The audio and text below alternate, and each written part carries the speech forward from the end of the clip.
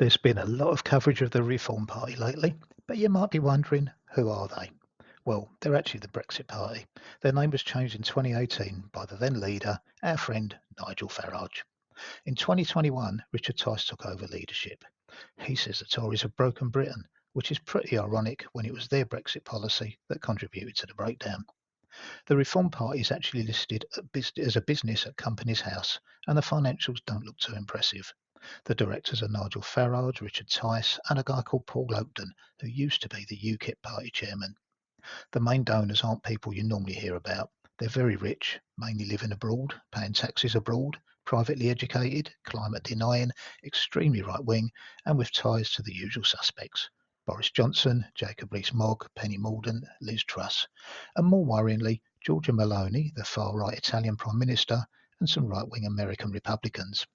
Their membership have no power to vote on party policy, which is handled by Nigel Farage, and he also handpicks their candidates.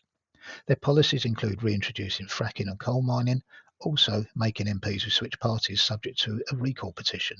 This is what allows their constituents to call for a by-election, and to be honest, it isn't a bad idea. But it's politically significant in the wake of Lee Anderson's recent defection to Reform from the Tories. He'd previously called for the same thing when other MPs switched parties. However, he hasn't done it himself, and is therefore the Reform Party's only MP by default.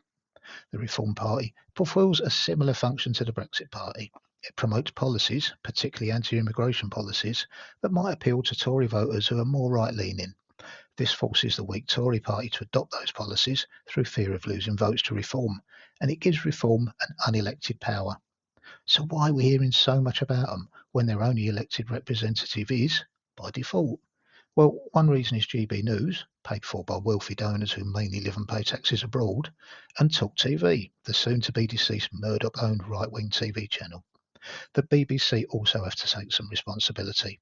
Isabel Hochschott has made many appearances, especially on Question Time, but she's hardly the independent journalist she pretends to be. She's the partner of Reform boss Richard Tice. But the main reason is they're supported and funded by people with power and influence. Ask yourself this: will a party with this kind of background be in the least bit interested in what's good for you? And if you wanted proof of how dangerous Reform are, look at this headline today: an unelected grifter has the potential to bring down an unelected Prime Minister. Now that sums up the current state of Britain. If you'd like to return to a time when politicians at least pretended to be working for us, give me a share, subscribe, and why not click notifications?